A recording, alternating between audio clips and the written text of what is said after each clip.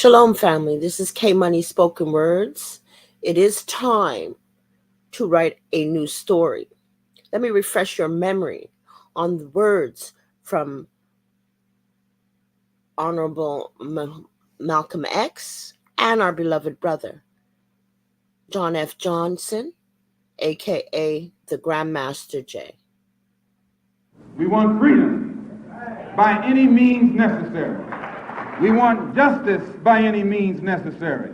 We want equality by any means necessary. We want it now, or we don't think anybody should have it. So whatever kind of action program can be devised to get us the things that are ours by right, then I'm for that kind of action no matter what the action is. I don't think when a man is being criminally treated that some criminal has the right to tell that man what tactics to use to get the criminal off his back. When a criminal starts misusing me, I am going to use whatever necessary to get that criminal off my back. And the injustice that has been inflicted upon Negroes in this country by Uncle Sam is criminal. Don't blame a cracker in Georgia for your injustices. The government is responsible for the injustices. The government can bring these injustices to halt. And what you and I have to let the man know is we are peaceful people. We are loving people. We love everybody who loves us. But we don't love anybody who doesn't love us.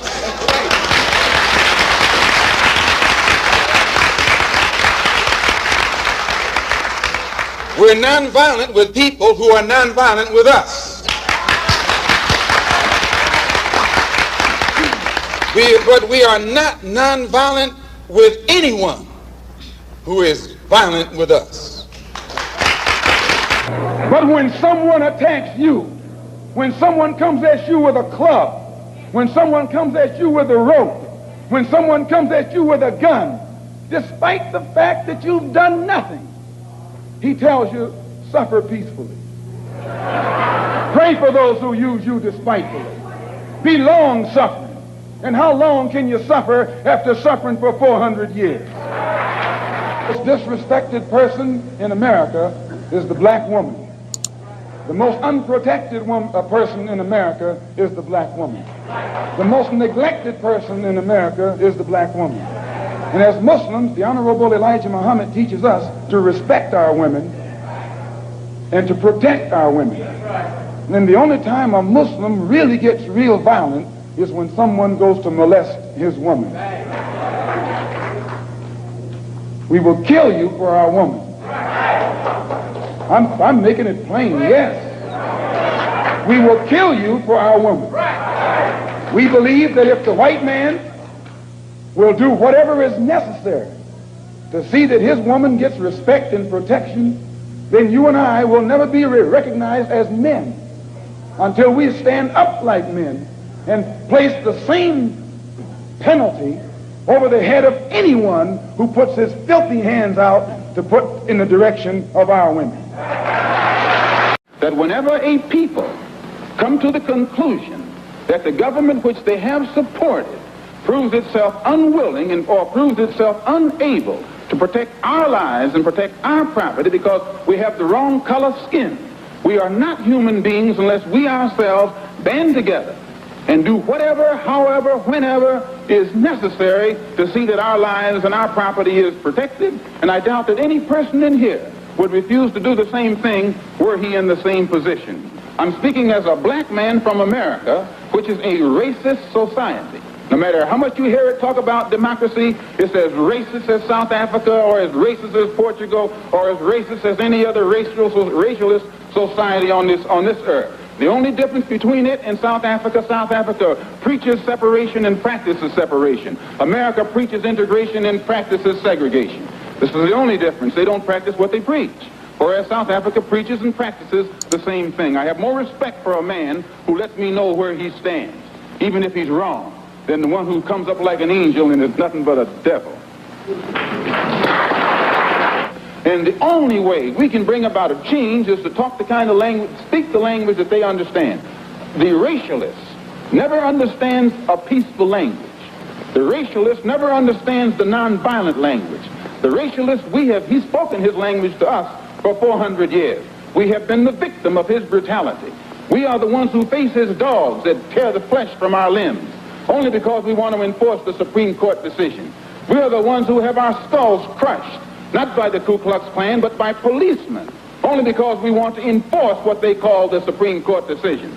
We are the ones upon whom water hoses are turned with pressure so hard that it rips the clothes from our backs. Not men, but the clothes from the backs of women and children. You've seen it yourself.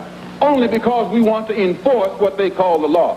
Well, anytime you live in a society supposedly based upon law, and it doesn't enforce its own law because the color of a man's skin happens to be wrong, then I say those people are justified to resort to any means necessary to bring about justice where the government can't give them justice. Let us remember that we are not brutalized because we're Baptists. We're not brutalized because we're Methodists. We're not brutalized because we're Muslims. We're not brutalized because we're Catholics. We're brutalized because we are black people in America. They put Moses in jail. They put Daniel in jail. Why, you haven't got a man of God in the Bible that wasn't put to jail when they started speaking out against exploitation and oppression. And once the white public is convinced that most of the Negro community is a criminal element, then this automatically paves the way for the police to move into the Negro community, exercising Gestapo tactics, stopping any black man who is on the sidewalk, whether he is guilty or whether he is innocent, whether he is well-dressed or whether he is poorly dressed, whether he is educated or whether he is dumb, whether he's a Christian or whether he's a Muslim. As long as he is black and a member of the Negro community, the white public thinks that the white policeman is justified in going in there and trampling on that man's civil rights and on that man's human rights. Who taught you to hate the texture of your hair? Who taught you to hate the color of your skin to such extent that you bleach to get like the white man? Who taught you to hate the shape of your nose and the shape of your lips? Who taught you to hate yourself from the top of your head to the soles of your feet? Who taught you to hate your own kind? Who taught you to hate the race that you belong to? So much so that you don't want to be around each other. No, before you come asking Mr. Muhammad, does he teach hate, you should ask yourself who taught you to hate being what God gave you. And I, for one, as a Muslim, believe that the white man is intelligent enough. If he were made to realize how black people really feel and how fed up we are without that old compromise and sweet talk. Stop sweet talking. Tell him how you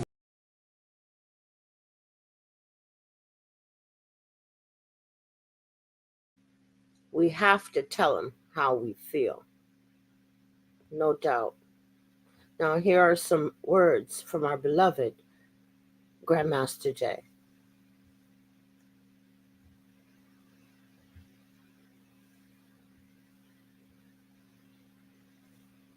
Hoping that you all give up. They're hoping that you stop applying pressure. They're hoping that the phone calls stop. They're hoping that you stop calling the U.S. Attorney's Office. They hope that you stop calling your congressmen and your senators. They hope that you stop reaching out to the president's office. They hope that they just want you to stop. They want you to go away and go ahead and follow some other folks that are not making any progress whatsoever, so they can go ahead and take care of this particular individual right here. For those of you all who've been supporting me from the very beginning, I thank you very much. I never said this was going to be over quickly, but I think they gave you the impression that it would. We know that this is all bogus. We know that I am innocent, but we also know that there's a bigger purpose and a bigger machine behind this. And they're hiding under the guise of justice. Like I said, it's time to write a new story, our story.